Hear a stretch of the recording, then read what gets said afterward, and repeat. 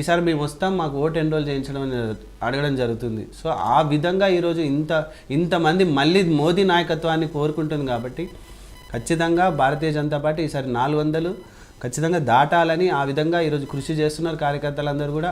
ఆ విధంగా లీడర్షిప్ కూడా ఉంది కాబట్టి మాకు ఎవరు ఏ పార్టీల నుంచి తీసుకోవాల్సిన అవసరం లేదు, ఎటువంటి ఏది అవసరం లేదు. ఖచ్చితంగా భారతీయ జనతా పార్టీ కార్యకర్తల బేస్డ్ పార్టీ ఏ విధంగా అయితే ఐడియాలజీ మెయింటైన్ చేస్తుందో అదే విధంగా ముందుకెళ్తుంది.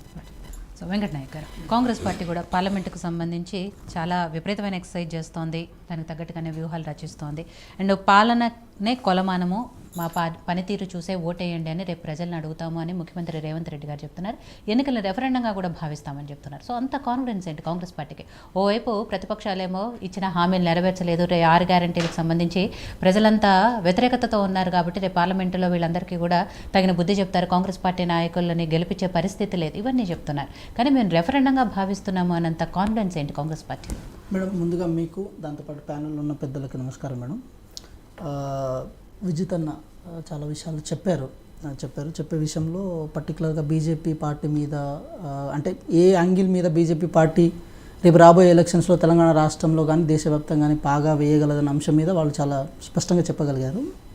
సో అది ఎంతవరకు స్పష్టత అయిన విషయం మీద కాంగ్రెస్ పార్టీగా మేము ఇచ్చే వాయిస్లో మీరు చెప్పాలి కదా, కాన్ఫిడెన్స్ ఉందని చెప్పి. ఈ 90 రోజుల పాలన కాలమే మాకు ఒక కాన్ఫిడెంట్ మేడం. ఈ 90 రోజుల పాలన కాలంలో మేము ఏం చేయగలిగామని చెప్పి మమ్మల్ని అడగడం కంటే ముందుగా గ్రౌండ్లో వెళ్ళి అడిగితే ఇంకా బాగుంటుంది మేడం. గ్రౌండ్లో వెళ్ళి మహిళలను అడగడం, దాంతోపాటు విద్యార్థులను అడగడం, నిరుద్యోగులను అడగడం కానీ వాళ్ళని అడిగితే బాగుంటుంది. ఈరోజే గ్రూప్ 2, గ్రూప్ 1, గ్రూప్ 3 నోటిఫికేషన్స్ డేట్లు కూడా వచ్చేసినాయి మేడం. సో ఆల్రెడీ ఏదైతే రిక్రూట్మెంట్ ప్రాసెస్ ఉందో దాంట్లో వాళ్ళని కూడా మేము రిక్రూట్మెంట్ లెటర్స్ కూడా ఇచ్చేసాము.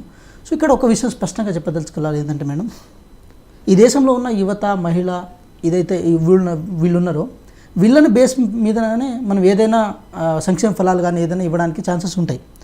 సో ఇక్కడ అన్నగారు అంటే పరివారవాది పార్టీ కాదు బీజేపీ ఒక అంటే దేశం కుటుంబ భావిస్తుందని అంటున్నారు కదా. సో ఆ విషయంలో అన్నగారు కూడా కొంచెం తెలుసుకోవాల్సిన విషయం ఏంటంటే బేసికల్లీ ఈరోజు బీజేపీ అలయన్స్గా ఉన్న చాలా పార్టీల్లో దాదాపు 60-70% పార్టీల వరకు పరివారవాద పార్టీలు అవి.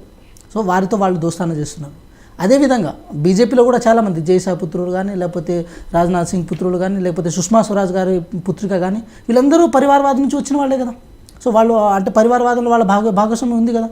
సో కొత్తగా మీరేం చెప్తున్నారు, మరి మీరేమో ఇండికేషన్ ఇస్తున్నారు అంటే పరివారవాదం అంటే ఏంది, ఆ డెఫినేషన్ ఏంటి?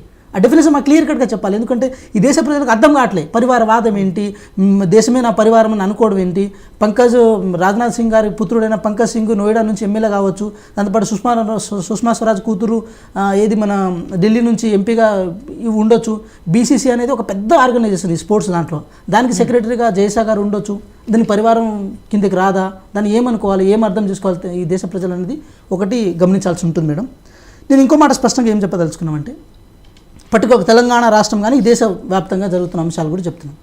ఈ 10 సంవత్సరాల కాలంలో ఏదైతే వాళ్ళు 2014లో అంటే ఇది మన యూపీఏ గవర్నమెంట్ నుంచి ఎన్డీఏ గవర్నమెంట్గా మారే క్రమంలో వాళ్ళు కొన్ని హామీలు ఇచ్చుకుంటూ వచ్చారు.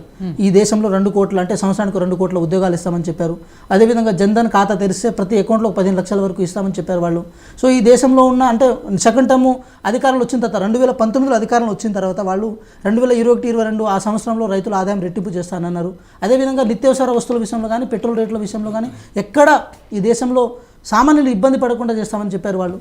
సో ఇలా చాలా అంశాలను చెప్పే క్రమంలో, చాలా అంశాలను హామీ ఇచ్చే క్రమంలో వాటిని అవుట్కమ్ చేస్తాం కదా, వాటిని ఫుల్ఫిల్ చేసే విషయంలో ఎంతవరకు వాళ్ళు చిత్తశుద్ధి నిరూపించుకున్న విషయం కూడా వాళ్ళు ఆలోచించాల్సిన అవసరం ఉంటుంది. సో ఇక్కడ ఈ మాట ఎందుకు చెప్పాల్సి వస్తుందంటే మేడం, 10 సంవత్సరాల కాలంలో మేము ఇవన్నీ చేసేసాము, ఇవన్నీ మా వల్ల సాధ్యమైంది కాబట్టి ఇప్పుడు మళ్ళీ మేము కొత్తగా ఓట్లాడడానికి వస్తున్నామన్న ఉద్దేశంతో వాళ్ళు రాలే. అప్పుడు ఏదైతే కొన్ని ఎమోషనల్ అంశాలను చూపించారో ఇప్పుడు రాబోయే ఎలక్షన్స్ కూడా అదే అంశాలను వాళ్ళు తీసుకొని రాగలుగుతున్నారు. మీరు ఒకటి గమనించండి మేడం, మొన్న ఒక సినిమా రజాకార్ అనే సినిమా వచ్చింది. ఆ రజాకార్ అనే సినిమాలో యాక్చువల్గా కొన్ని సీన్స్, కొన్ని ఇది ట్రైలర్ అవి చూస్తుంటే ఇక్కడ చరిత్ర ఉంటుంది కదా, ఈ తెలంగాణ సాయుధ రైతాంగ పోరాట చరిత్రలో అసలు ఆ పాత్రలు లేని వాటిని చూపించి మళ్ళీ ఎమోషనల్ పాలిటిక్స్ తీసుకురావడం జరుగుతుంది. మీరు గమనించండి, కర్ణాటక ఎలక్షన్ జరిగినప్పుడు ది కేరళ స్టోరీ వచ్చింది. కేరళ స్టోరీ కర్ణాటక ప్రజలు చూపిద్దాం అనుకుంటే వారికేమో కర్ణాటక ప్రజలు కర్ణాటక స్టోరీ చూపించే ప్రయత్నం చేశారు.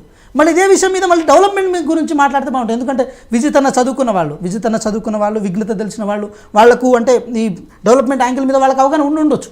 సో ఇక్కడ ఏంటంటే మేడం, ఇదే అంశాలని తెలంగాణ రాష్ట్ర వ్యాప్తంగా మీరు చేస్తే బాగుంటుంది. కానీ మీరేం చేస్తున్నారంటే ఇచ్చిన హామీలను మర్చిపోయారు, ఇవ్వాల్సిన వాటి మీద కాన్సన్ట్రేషన్ చేయలే. తీరా ఇప్పుడు మార్చి 10వ తారీఖు అదే రిలీజ్ అంట. ఇక మొత్తం మెట్రోలో వస్తుంటే కూడా అదే కనబడుతుంది, ప్రతి అడ్వర్టైజ్మెంట్లో అదే కనబడుతుంది. ఒక చిన్న సినిమాకు ఇంత అడ్వర్టైజ్ చేయడానికి అవసరం ఏమొచ్చిందని చెప్పి మాకే ఆశ్చర్యం అనిపించింది. అంటే ఆ సినిమా చూసి మేము ప్రభావితం కావాలి. లేదు ఆ ప్రొడ్యూసర్ గూడూరు నారాయణ రెడ్డి గారు మీ బీజేపీ సంబంధించిన వ్యక్తి. లేదు ఫైనాన్స్ అల్టిమేట్గా అది మీ చేతుల నుంచి నడిచే విషయం.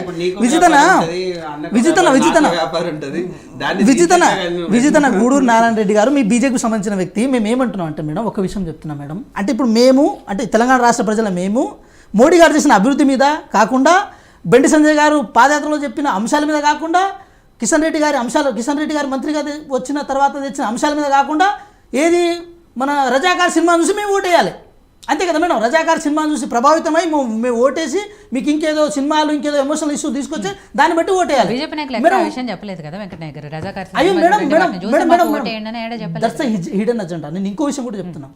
వాళ్ళ పాలసీలో భాగంగా అంత్యోదయ అనే అంశం మీద వాళ్ళ పాలసీ, అంటే మేము ఏదైనా అంత్యోదయం విషయం మీద చేస్తామని అంటారు.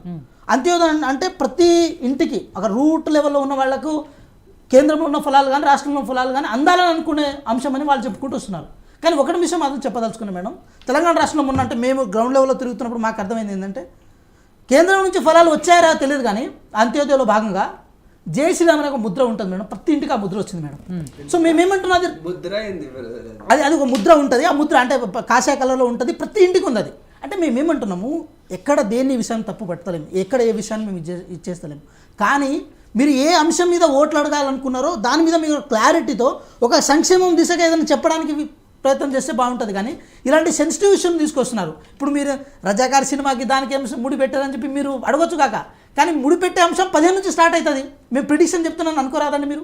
సో మేడం మీరు ఒకటే గమనించండి మేడం, ఈ 10 సంవత్సరాల కాలంలో లేని అంశాలను ఉన్నట్టు చూపించి ఈ దేశ రాజకీయాల్ని తన చుట్టూ తిప్పుకోవడంలో మోడీ గారు సఫలీకృతమయ్యారు. ఆ సఫలీకృతంలో ఏదో భాగంగా తెలంగాణ రాష్ట్రం కూడా అదే క్లియర్ కట్గా అది కనపడవచ్చేమని అనుకుంటున్నారు. కానీ తెలంగాణ రాష్ట్ర ప్రజలు చాలా చైతన్యవంతమైన వాళ్ళు మేడం. ఇక్కడ ఏంటంటే బీజేపీ బీఆర్ఎస్ యొక్క దోస్తానని ముందే గ్రహించి వారిని బుద్ధి చెప్పే ప్రయత్నం చేశారు. సో ఆ దోస్తాన ఇప్పటికీ కంటిన్యూ అవుతుంది, ఆ దోస్తాన ఇప్పటికీ ఉందని చెప్పి తెలంగాణ ప్రజలు బలంగా నమ్ముతున్నారు. కాబట్టి కాంగ్రెస్ పార్టీ దగ్గర ఉన్న కాన్ఫిడెన్స్ ఏంటంటే, ప్రతిసారి ఈ పార్టీలో ఉన్న సంబంధాలను ఎత్తి చూపే ప్రయత్నం చేయకుండా ఈసారి ఈ 100 రోజుల కాలంలో మేము ఏం చేయగలిగాము, ఏం చేస్తామనే విషయం మీద కాంగ్రెస్ పార్టీ కాన్ఫిడెంట్ ఉంది. ఆ కాన్ఫిడెంట్తోనే ఓట్లలో పోతాం. ఈరోజు మా అంటే అభ్యర్థిని ప్రకటించిన తర్వాత పాలమూరు గర్జన సభ రేవంత్ రెడ్డి గారు అంటే అధ్యక్షతన జరుగుతుంది. ఆ గర్జన సభలో చాలా అంశాలు రేవంత్ రెడ్డి గారు చెప్తారు, అది కూడా మనం చూస్తాం. సో రజితారెడ్డి గారు, అసెంబ్లీ ఎలక్షన్లలో బీఆర్ఎస్ పార్టీ ఓటమి తర్వాత ఇక ఆ పార్టీ పని అయిపోయింది, ఇప్పటప్పట్లో ఆ పార్టీ బతికి బట్ట కట్టే పరిస్థితులు లేవు అని చెప్పేసి అటు కాంగ్రెస్ పార్టీ కానీ బీజేపీ నాయకులు కానీ ఇప్పటికీ చెప్తున్నారు.